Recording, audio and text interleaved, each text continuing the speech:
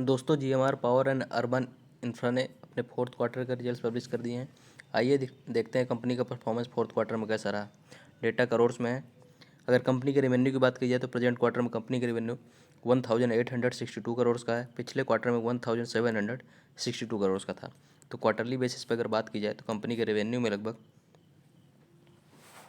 6% के आसपास का जंप देखने को मिल रहा है। जबकि लास्ट ईयर देखा जाए तो कंपनी का रेवेन्यू 1768 करोड़ का था। तो ईयरली बेसिस पे कंपनी का जो रेवेन्यू है वो लगभग 5% के आसपास बढ़ते हुए दिख रहे हैं। इसके बाद अगर कंपनी के एक्सपेंडिचर की बात की जाए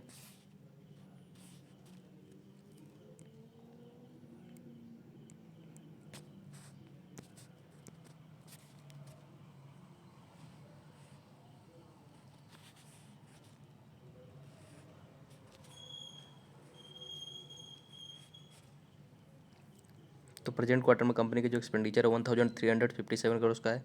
पिछले क्वार्टर में 1265 करोड़ का था। कंपनी का एक्सपेंडिचर भी क्वार्टरली बेसिस पे इंक्रीज हो रहा है।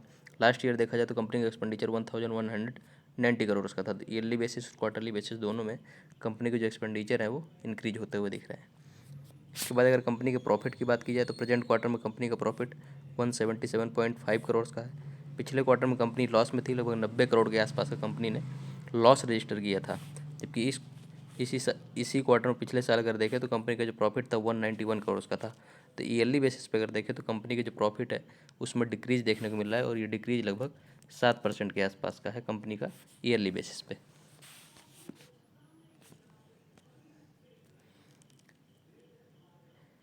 इसके बाद अगर कंपनी के ईपीएस अर्निंग पर शेयर की बात करें तो प्रेजेंट क्वार्टर में कंपनी का ईपीएस 2.41 का है।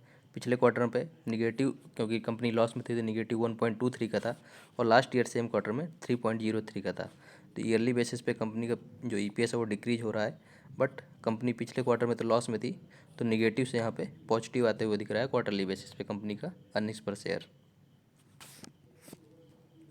लास्ट में अगर कंपनी की शेयर होल्डिंग पैटर्न की बात करें तो प्रमोटर्स की शेयर होल्डिंग में आपको कोई चेंजेस देखने को नहीं मिल रहा है। दोनों क्वार्टर्स में 50.55% की शेयर होल्डिंग है प्रमोटर्स की। वहीं अगर एफआईज की शेयर होल्डिंग देखी जाए तो पिछले क्वार्टर कंपैरिजन में यहाँ पे इंक्रीज देखने को मिल रहा है। पिछले क्वार्टर में 3.95% की थी, अभी इंक्रीज होकर 4.99% हो गई है। वहीं अगर डीआईज की शेयर होल्डिंग देखें तो इसमें भी क्वार्टरली बेसिस पे इंक्रीज देखने को मिल रहा है। पिछले क्वार्टर में 2.25% थी, अभी इंक्रीज होकर 2.29% हो गई है। तो ओवरऑल अगर रिजल्ट्स की बात की जाए तो कंपनी जो है पिछले क्वार्टर में लॉस में थी तो लॉस से प्रॉफिट में आते हुए दिख रही है। ये पॉजिटिव चीज़ है कंपनी के लिए।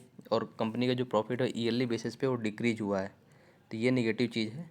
बट कंपनी के जो रेवेन्यू है वो दोनों क्वार्टरली और ईयरली बेसिस पे इंक्रीज होते हुए दिखे हैं। क्वार्टरली बेसिस पे 6% और ईयरली बेसिस पे लगभग 5% के आसपास कंपनी का जो रेवेन्यू है वो इंक्रीज हुआ है।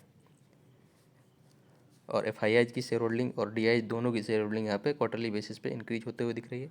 ये भी एक कंपनी के लिए पॉजिटिव न्यूज़ है।